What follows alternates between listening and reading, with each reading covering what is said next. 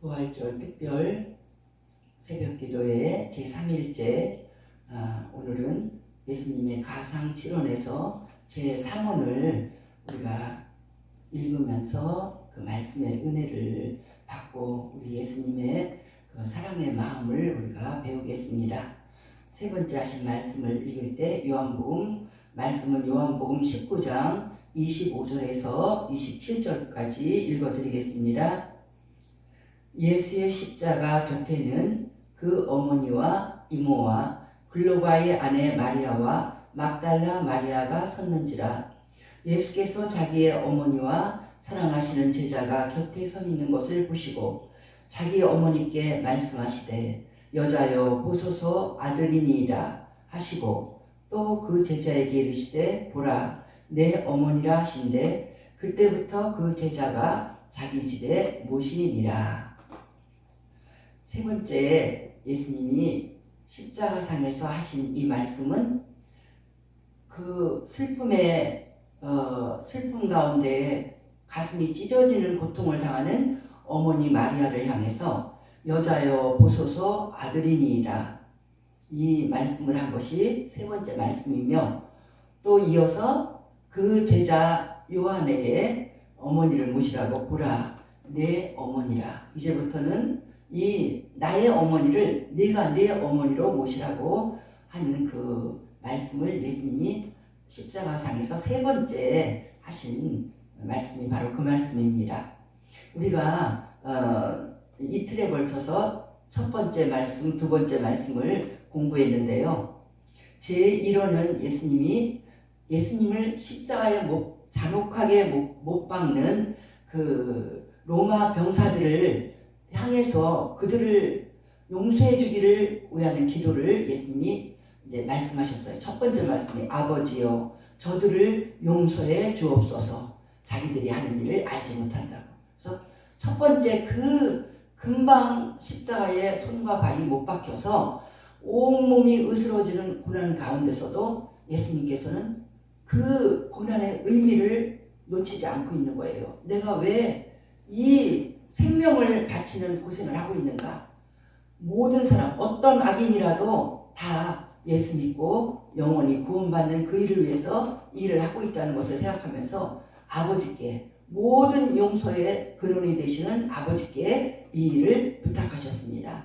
아버지여 저들을 용서해 주옵소서 이렇게 부탁하셔서 첫 번째 이 극심한 고통 가운데서 하신 말씀이 바로 정말 용서할 수 없는 그 죄인들을 용서해 달라고 하는 그 기도의 말씀이 첫 번째 말씀이고, 두 번째 말씀도 정말 극악한 죄인, 십자가상에서 예수님 좌우편에 매달려 죽어가고 있는 이 강도들이 정말 처음에는 예수님을 비난하다가 그 중에 하나가 예수님의 그렇게도 용서를 위해서 기도하고 자기들처럼 욕하면서 어떤 악한 일도 하지 아니하고 있는 그 예수님을 바라보면서 또 그들도 예수님의 소문을 다 들었거든요. 그래서 예수님에게 그 강도 중에 한 명이 완전히 회개하고 정말 나는 내가 지은 죄로 마땅한 형벌을 받고 있지만 당신은 잘못한 일이 옳지 않은 일을 한 것이 없습니다. 분명히 당신은 낙원으로 가고 나는 지옥불로 떨어질 수밖에 없는데 정말 염치 없지만 당신의 나라에 나도 데려가 주십시오. 이렇게 회개하면서 부탁을 할 때 우리 예수님께서는 그 강도를 초청하셨습니다. 그런 강도를 위해서도 예수님이 돌아가시는 거기 때문에 그래 너 오늘 내가 나와 함께 낙원에 이르리라. 나와 함께 낙원 가자. 천국으로 이끄는 것이 예수님의 그 일이기 때문에 이런 강도를 위해서도 예수님이 극심한 고난 가운데 두 번째 말씀을 하신 것입니다. 그런데 오늘 세 번째 말씀은 또 다른 말씀이에요. 첫 번째, 두 번째는 정말 극악한 죄인들도 용서해 달라고 하는 이런 기도, 그 극심한 고통 가운데서 외마디 소리도 낼 수 없는데 보통 사람은 그런 상태에서도 그분이 십자가에 돌아가시는 의미를 잊지 않고 저들도 구원해달라는, 저들도 천국 가게 해달라는 이 말씀이 첫 번째, 두 번째 말씀이었으면, 세 번째 말씀은 오히려 예수님에게 큰 은혜를 베푼 그 분에게 예수님이 사랑을 표현하는 말이었습니다. 그러니까 십자가에서 예수님이 극심한 고통 가운데 하신 첫 번째 세 가지 이 말씀이 다 본인을 위한 말씀이 아니라 사람을 사랑하는 그 말씀을 하신 거예요. 얼마나 우리를 사랑하셨으면 그 고난 가운데서도 예수님께서는 우리를 축복해주는 그 말씀을 하셨습니다. 첫 번째, 두 번째는 아주 극심한 죄를 짓는 죄인들을 위해서, 세 번째는 예수님에게 은혜를 베풀고 예수님을 사랑하고 예수님의 놀라운 은총을, 예수님이 은혜를 받은 그분을 위한 기도, 가장 큰 은혜를 받은 어머니 마리아를 위한 말씀이 바로 세 번째 말씀입니다.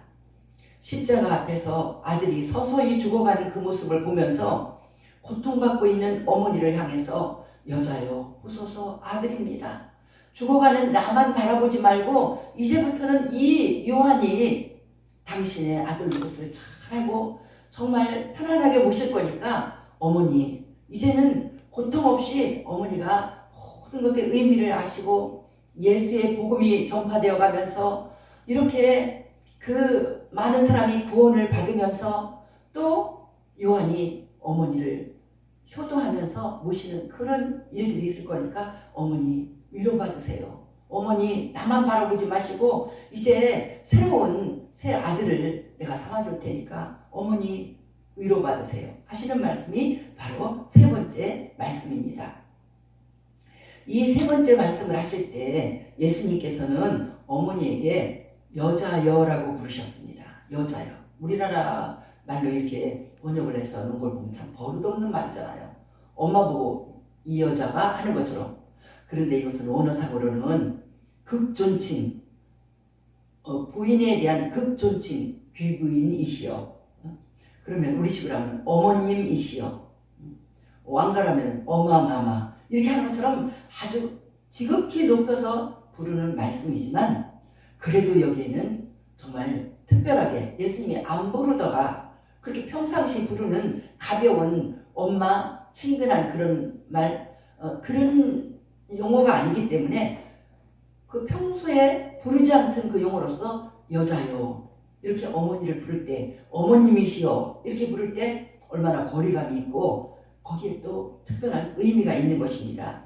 그래서 그 의미를 찾아보기 좋은 것은 같은 요한복음 2장 4절에서 그 가나 혼인잔치에서 포도주가 떨어졌을 때 어머니 마리아가 예수님이 이제 아직 한 번도 특별한 기적을 일으키지 않으셨는데 이제 예수님의 제자들도 생기고 공생애를 특별한 일을 시작하는 것 같을 때 마리아의 마음속에는 정말 온 세상을 구원하는 메시아라고 했는데 내 아들 예수가 이제부터 큰 일을 하겠구나 생각하면서 이 포도주가 떨어진 문제를 예수님에게 말씀했습니다.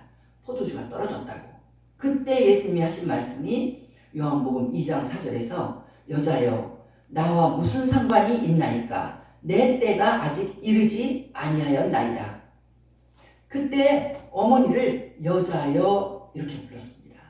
귀부인이시여. 평소에 부르던 용어랑 완전히 다르잖아요. 그래서 그 십자가상에서 돌아가시면서 어머니를 어머님이시여. 또 물을 포도주로 만들어 줄 수 있을까 부탁할 때 그때도 어머니시여 어머님이시여. 아직 나와 무슨 상관이 있습니까? 내 때가 아직 이르지 않았습니다. 이렇게 하는 말씀을 묵상할 때 예수님이 이런 극존칭을 언제 쓰시는가? 언제 쓰시냐면 하나님의 놀라운 일을 할 때 나는 지금 어머니 아들로서 그 일을 하는 것이 아닙니다. 어머님이 말씀하셨다고 그런 기적을 내가 무리변에서 포도주를 만드는 그 기적을 내가 어머니의 아들로서는 할 수가 없습니다. 하나님의 아들로서 하나님의 영이 나에게 임할 때 내가 하나님의 아들로서 이 집에 포도주가 떨어진 문제를 물을 포도주로 만드는 놀라운 기적을 행하면서 첫 번째 기적을 이룰 수 있지, 어머니가 그렇게 부탁한다고 하나님의 때가 오는 것이 아닙니다. 이렇게 말씀한 거나 마찬가지거든요. 그러니까 십자가상에서 슬피 울고 있는 어머니 마리아를 향해서 여자여 웃어서 아들입니다, 이 말씀을 할 때도 오히려 예수님께서 마리아를 해서 엄마 울지마 이렇게 하면은 예수님이 완전히 마리아의 아들이죠. 예수님은 그때 딱 자신이 지금 하고 있는 일이 누구의 아들로서 일을 하고 있는가, 내가 완전히 하나님 앞에 순종하는 일을 할 때 그때 마리아에게 어머니, 지금 나는 어머니의 아들로서 십자가에 매달려 있는 것이 아닙니다. 나는 하나님이 나에게 주신 그 고귀한 사명을 완수하기 위해서 정말 나도 인간의 몸을 입고 너무너무 두려운 일이지만 아버지 뜻에 순종하기 위해서 온 세상에서 가장 온전히 충성하고 순종해야 될 하늘 아버지의 아들로서 나는 십자가에 매달려서 온 세상 죄를 다 해결하는 그 놀라운 가장 소중한 일을 나는 내 최고의 사명을 감당하고 있는 것입니다. 이걸 부각시키는 거예요. 어머님이시여, 거리를 두는 거예요. 내 엄마로서 나를 보지 마십시오.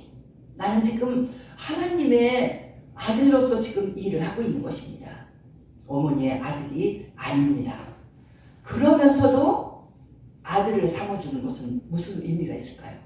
어머님을 지극히 높이면서, 그건 뭐냐면 어머니는 지금 많이 가슴이 아프지만 내가 하나님의 아들로서 이 일을 하고 있지만 어머님은 정말 자랑스러운 아들인 것을 어머니 아셔야 됩니다.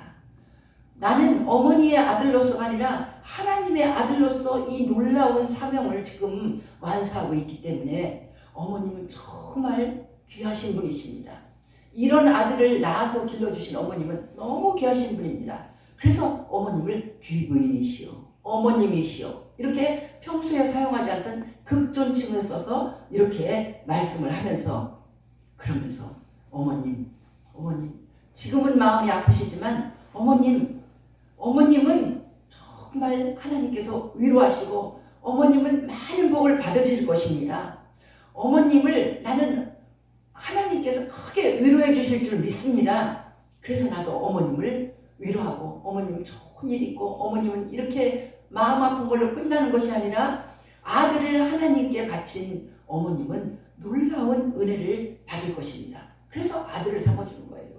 아들, 어머니, 이제 요한이 아들이 되어서 이 어머니의 육신의 어머니를 통해서 태어난 이 아들은 이렇게 십자가 상에서 죽음으로 이 세상을 떠나지만 요한이 계속해서 어머니를 오래오래 모시면서 행복하게 어머니를 모실 것입니다.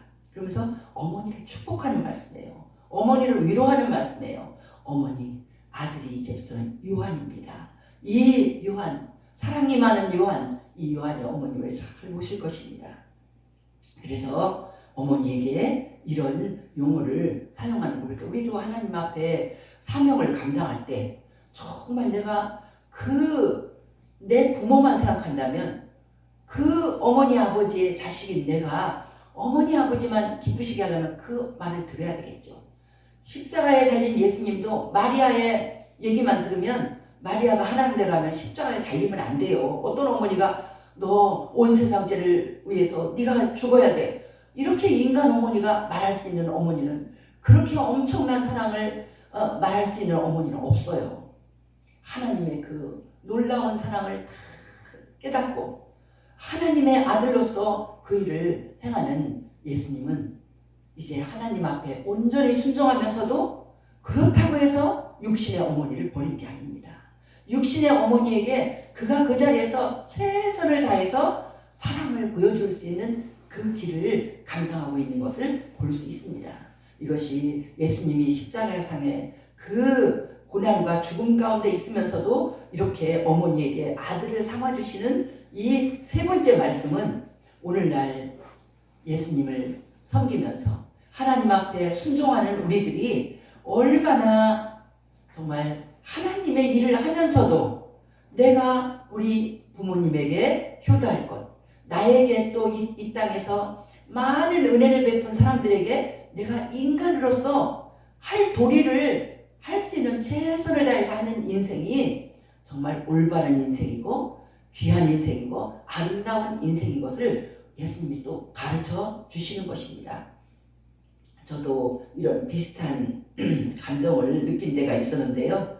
제가 대학교 1학년 때 이제 마가복음을 공부하면서 예수를 믿게 됐잖아요. 근데 제가 선교단체에 있었는데 믿고 이제 믿음이 자라니까 저를 리더를 맡기면서 캠퍼스 전도하는데 그 수업이 시작하기 전에 학생들을 성경을 가르치는 그 일을 맡겼어요. 근데 아직 학생이고 성경도 많이 아는 건 아니기 때문에 최선을 다해서 가르치지만 많이 모르잖아요. 그러니까 무슨 목사님처럼 가르치는 것이 아니라 성경을 큐티를 하면서 한 부분을 읽고 이제 복음 서면은 계속해서 읽으면서 그날의 말씀을 내가 먼저 묵상하고 노트에다 이 말씀이 나에게 어떤 은혜를 줍니다. 나에게 적용시켜서 먼저 그걸 다 적고 캠퍼스에 가서 이제 성경 공부를 하려고 하는 학생들에게 그거를 제가 읽어주는 것입니다. 그러면 그 사람들도 깨닫고 서로 같이 이 말씀의 은혜를 나누는데, 이제 제가 충대 이제 국문과를 다녔으니까 물리대에 가는데 아침 9시에 첫 수업이 시작되거든요. 근데 우리 시간표가 어떠냐면은 수업 시작하기 1시간 전 8시까지 학교에 가고 빈 강의실에서 이런 모임을 갖는 거예요. 그러니까 엄청 학교를 일찍 가야 됩니다. 일찍 가려고 하니까 늘 바쁘고 엄청 힘들었어요. 그리고 제가 집에서 편하게 학교를 다닌 사람이 아니라 제가 집에 딸이 하나라 우리 어머니가 사업을 하셨는데 멀리가 계시면서 집에 남동생이 셋이나 있고 아버지 계시고 이러는데 다 식구들 내가 밥을 해주고 동생들은 도시락까지 싸주고, 그때는 냉장고, 세탁기, 전기밥솥 그런 것도 없을 때였어요. 제가 부뚜막에서 성경 공부 쓰고 밥을 하면서 쓰고 밥해서 동생들 주고 그러면서 학교를 가니까 엄청 학교 가기가 바빴어요. 그렇다고 해서 약속한 시간인데 늦으면 안 되고, 그래서 막 뛰다가 할 수 없이 제가 택시를 타고 학교를 가게 됐어요. 근데 굉장히 제가 양심에 걸렸습니다. 왜냐하면 그때는 버스비도 아껴야 되는 때인데 집안도 가난하거든요. 근데 내가 부모님이 주신 그 작은 용돈을 가지고 택시를 탈 때 제가 어쩔 수 없이 하나님 앞에 이런 기도가 나오더라고요. 하나님, 제가 가난한 부모가 준 돈을 가지고 하나님의 일을 하려고 시간을 맞추려고 지금 택시를 타고 가고 있습니다. 하나님, 우리 부모 축복해 주세요. 제가 이렇게 하나님 앞에 충성하는 것은 저를 뒤에서 후원해 주시는 우리 부모님도 마찬가지로 귀한 일을 하고 있는 거나 마찬가지입니다. 축복해 주세요. 이렇게 기도하고 그때는 제가 학교 다닐 때는 굉장히 많은 핍박을 우리 어머니한테도 받고 그랬지만은 그런 그 은혜 가운데서 이제 집안에 남동생 중에서도 또 하나 목사가 나와서 이 사남매였는데 둘이 목사가 됐거든요. 그래서 그런 그 목사가 나오고 많은 복을 받고 나중에는 부모님을 섬기고 정말 부모님에게 효도를 할 수 있는 그런 기회도 많이 주시고, 그래서 정말 그 노년에 두 분이 다 예수를 믿고 그렇게 행복해 하시면서 어떤 때는 병에 걸렸다가 기도를 받을 적에 또 다시 건강해지셔서 오래 사시기도 하고, 또 어머니도 그렇게 지독하게 안 믿더니 예수를 믿고 너무 기뻐하시면서 정말 노년에 믿음 없는 사람은 얼마나 살기가 퍽퍽할까 이런 고백도 하는 걸 보면서 정말 감사했습니다. 하나님이 사랑하는 부모님을 축복하셨습니다. 그때 제 심정이 이 예수님을 이해하는 거예요.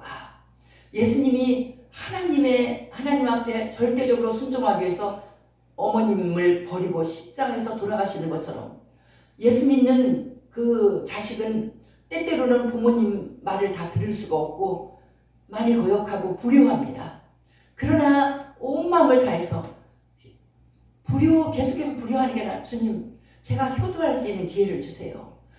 예수를 믿기 때문에 부모님에게 복음도 전하고 부모님들이 이 예수님 때문에 더 행복한, 영원히 행복한 그런 축복을 받게 도와주세요.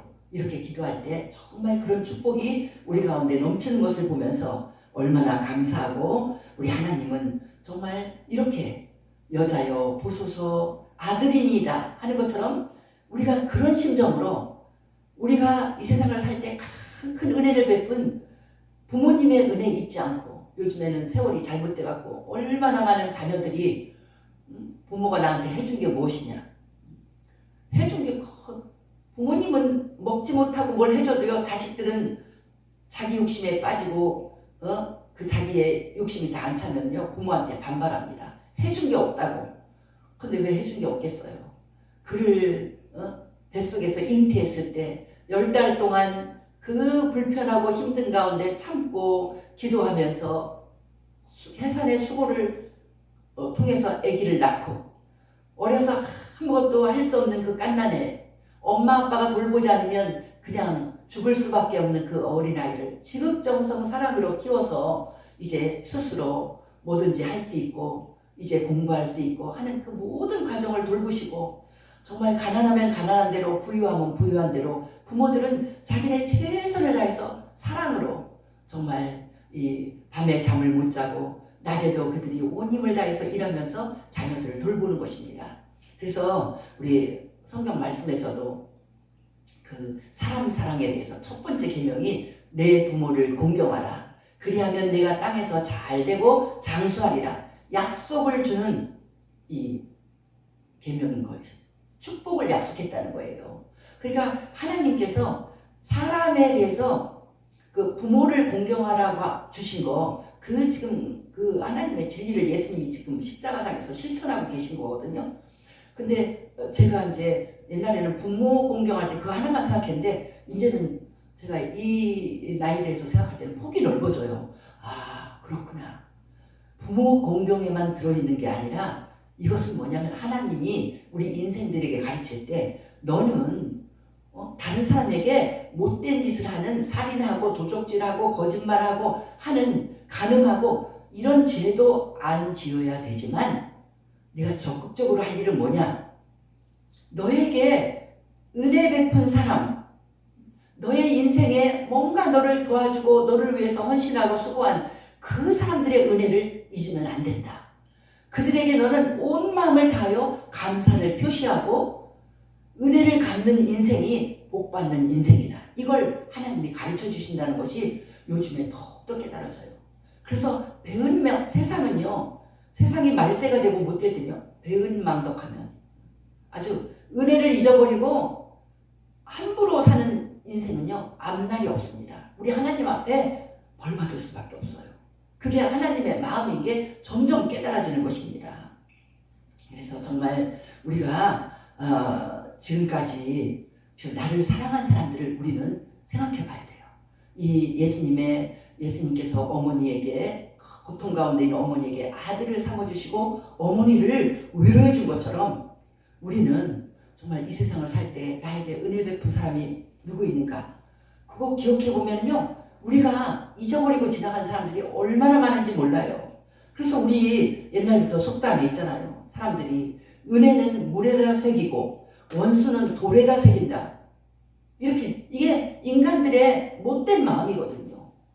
거꾸로 은혜를 돌에다 새겨서 절대로 잊지 말고, 원수는 물에 새겨갖고, 원수가 누군 하나님이 하시는 일이거든요. 그렇게 나가야 되는데 그렇게 하지 못하기 때문에 예수님이 십자가상에서 이것을 가르쳐주고 계신 것입니다. 이제 어머니 마리아의 큰 고통을 이렇게 위로해 주시는 예수님을 보면서 우리는 정말 내 인생에 은혜를 베푼 선생님, 또 친구, 이웃, 그런 사람이 누가 있는가 생각해보면, 지금까지 우리가 많은 여러 가지 상황 가운데서 정말 때로는 내가 아무것도 할 수 없는데, 어떤 때는 선생님이 나의 길을 이렇게 새 길을 열 수 있도록, 새로운 인생길을 갈 수 있도록 길을 열어주시기도 하고요. 저도 너무 집안이 가난해갖고 초등학교 졸업하고는 길이 없을 건데, 제가 초등학교 졸업할 때쯤 공부는 엄청 잘하는데 부모님이 관심이 없어서 그때는 중학교도 학비를 낼 때였는데 제가 아마 그 선생님이 아니었으면 제가 중학교 가지 못했을 거예요. 그런데 초등학교 6학년 때 선생님이 저를 데리고 그냥 어떤 학교를 가는 거예요. 나는 아무것도 모르는데 가서 너 여기서 장학생 시험 봐라. 이 학교가 네가 장학생 시험을 봐서 1등을 하면 너를 3년을 학비를 안 받는다고 그랬어. 그 선생님이 이제 그런 그 정보를 듣고 저를 데려간 거예요. 그래서 제가 그 학교에 가서 시험을 봐서 1등을 했기 때문에 학비를 안 받는다고 해갖고 가난한 가정에서도 그냥 할 수 없이 학교를 넣고 그렇게 점점점 올라가고 그 하나님의 은혜로 정말 미국 가서 나중에는 대학원까지 가고 석사까지 받는 그러니까 그런 모든 내 시초가 초등학교 6학년 선생님이잖아요. 이름은 지금 가물가물 기억나는데 그 선생님한테 저는 한 번도 고맙다고 얘기해 본 적도 없고 철이 없어서 몰랐어요. 근데 나이가 이만큼 들어보니까 그때 그 선생님이 얼마나 나에게 은혜를 베푼 분인가. 그 선생님과 그 선생님 자손을 위해서 저는 축복 기도를 해야만 합니다. 어떻게 은혜를 갚을 길이 없으니까. 이렇게 우리가 하고 또 생각되는 건 요새 그게 그래요. 국가의 은혜를 베푼 왜냐하면 이 국가가 안전하지 못하면 우리가 제대로 살 수가 없거든요. 대한민국이 요즘 이렇게 아름답게 성장했기 때문에 우리가 이렇게 많은 사람들이 정부의 혜택을 받아서 노인들도 정말 연금을 받거나 아니면 가난해서 별 돈을 벌 수 없는 노인들도 기초생활을 할 수 있는 그런 혜택을 나라에서 주고 있잖아요. 얼마나 많은 혜택을 받고 있습니까? 나라가 평안하고 나라가 발전했기 때문에 이런 은혜가 있거든요. 그러면 우리는 우리 국가가 대한민국이 이렇게 잘 서도록 도와준 그분들한테 우리는 고맙습니다. 감사합니다. 그런 사람을 우리 가운데 세워주신 하나님 감사합니다. 우리는 당연히 그 은혜를 감사해야 됩니다. 그 은혜를 감사할 때 제가 어떤 때는 보면은요. 그 인천 상륙작전을 한 메가더 장군이 정말 우리 민족에게는 큰 은인이거든요. 근데 뭐 어떤 사람들이 막 그 동상을 갖다 부셔서 버려야 된다고 막 이렇게 하는 난리를 치는 것도 보고 어떤 때는 또 보면 멀쩡한 사람도 이렇게 뉴스를 보다가 미국 군인들 뭐 이런 얘기하면 막 아주 그냥 원수인 것처럼 얘기하는 걸 보고 깜짝 놀라거든요. 우리나라가 어떻게 어느새 변해갖고 아주 막 미국 사람들은 뭐가 큰 우리 민족에게 죄를 지은 사람처럼 전혀 은혜를 베풀지 않은 사람처럼 얘기하고 오히려 어떤 때는 막 중국이나 소련이나 북한이 뭐가 좀 난 것처럼 이렇게 말하는 사람들을 볼 때 저는 정말 이해하고 의아하고 이해가 가지 않았습니다. 제가 요즘에 저도 51년도에 태어났기 때문에 6.25 전쟁이 어쩐지 자세히 몰라요. 그냥 나중에 공부를 통해서 알죠. 자세히 모르는데 이렇게 6.25 전쟁의 실제 상황을 말하는 걸 조금 들을 때도 조금만 들어도 깜짝 놀랐습니다. 그냥 그쪽에서 이 김일성이 소련을 통해서 200대가 넘는 막 탱크를 다 지원을 받으면서 아무 준비가 안 된 이 대한민국을 공격할 때 3일 만에 우리는 서울을 뺏겼잖아요. 그리고 그냥 순식간에 쫓겨 내려와서 낙동강이 우리나라 끄트머리 조금 붙어 있는 거 아닙니까? 낙동강까지 우리가 다 밀려갔을 때 미국도 이제 이 나라는 끝났구나. 몇 명만 중요한 사람 데려다가 얼마나 비극이에요. 극비작전이 뭐냐면 사모아에다 우리나라 임시정부를 세우려고 그랬대요. 나라가 다 망했기 때문에. 그렇게 생각한 것을 유명한 메가더 장군이 인천 상륙작전을 해서 허리를 끊으면서 그 인천 상륙작전도 성공하기가 너무 힘든 작전이라는 겁니다. 아주 확률이 없대요, 거의. 왜냐하면 조수간만의 차이가 커서 몇 시간 만에 그걸 순식간에 행하지 않으면 큰 배가 그냥 오도 가도 못하게 되는 그런 터전이거든요, 거기가. 근데 그걸 성공시키고 세계 16개국의 나라들이 와갖고 전부 다 목숨을 바치고 얼마나 낙동강 전투 이런 것들이 막 외국에서 온 이디오피아에서부터 오고 필리핀에서부터 오고 16개국이 와서 얼마나 우리나라를 자유민주주의로 지키기 위해서 얼마나 많이 죽었습니까?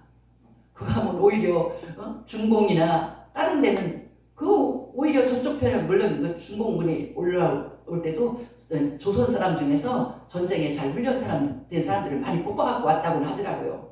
됐든지 민족이 같이 그렇게 총뿌리를 겨누고 결국은 그때 그들이 목숨을 걸고 수많은 온 세계 젊은이들이 이 땅에서 피를 흘리지 않았으면 지금 대한민국은 없는 것입니다.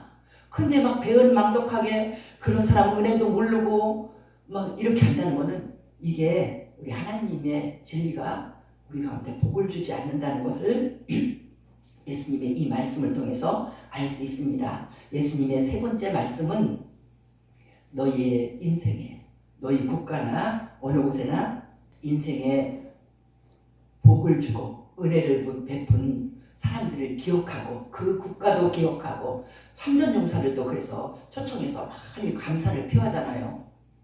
그렇게 하는 것이 참된 인생이고 하나님이 복 주는 인생이고 아름다운 인생이라고 우리 예수님이 가르쳐 주시는 것입니다. 십자가상에서 가장 은혜를 베푸는 어머니를 사랑하고 어머니를 위해서 그 힘든 가운데서도 위로의 말씀을 전하는 예수님을 통해서 우리가 배워서 정말 우리에게 은혜 베푼 사람에게 분들에게 최선을 다해서 그들이 혹시 예수를 아직 안 믿으면 영혼 구원을 위해서 기도하고 내 온 마음을 다하여 그들에게 감사를 표시하고 그들을 사랑하는 우리의 삶이 될 때 우리 주님께서 크게 우리를 축복해 주실 줄 믿습니다. 예수님을 닮아갑시다. 기도드리겠습니다. 할렐루야. 우리 주께 영광을 돌립니다. 귀하신 주님, 주의 성도들 사랑해 주시어서 아버지 우리 예수님처럼 십자가의 고통 가운데서도 그 악한 사람들도 품어주며 말씀하셨고 특히 제 세 번째 말씀을 통해서는 가장 그 삶의 인생을 베푼 어머니를 위해서 기도했습니다. 귀하신 하나님 아버지, 우리도 이렇게 우리에게 은혜 베푼 사람을 잊지 않고 내가 누구의 은혜를 입었는가, 내가 지금까지 살아오는 동안에 힘들고 어려울 때 나를 붙들어주고 세워주고 도와준 그 사람들의 은혜를 잊지 않고 이 국가를 위해서 피 흘린 사람들의 은혜를 잊지 않고 우리가 이만큼 살게 해준 그 모든 은혜를 잊지 않고 그들을 축복하는 기도하며 그들을 사랑하며 아버지여 또 내 주변에 있는 이런 모든 사람들을 더 은혜를 잊지 않고 사랑하고 섬기고 그들의 영혼을 우리 하나님의 큰 은혜를 받도록 기도하는 우리들의 삶이 되게 도와주시옵소서. 은혜를 잊지 않고 우리가 은혜를 갚으면서 정말 인간의 도리를 다하고 사는 것을 우리 하나님이 기뻐하시는 줄을 믿습니다. 예수 믿는 자의 삶은 하나님을 믿기 때문에 하나님 앞에서만 반듯하고 하나님 사랑한다고만 말하는 것이 아니라 은혜 베푼 사람들에게 그에게 더 큰 은혜를 베푸는 그런 삶이 바로 예수 믿는 자의 삶인 줄 믿습니다.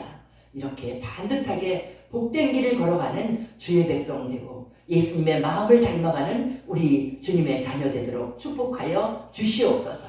이 나라를 든든히 세워주시옵시고 이 나라에 복되게 하고 이 나라를 아름답게 만든 그 많은 이 6.25 참전용사를 보낸 그 나라들이나 아버지여 그 우리를 도와준 그 많은 사람들과 사랑하는 국가들에 대해서 축복하고 감사하는 이 나라 되게 도와주시옵소서.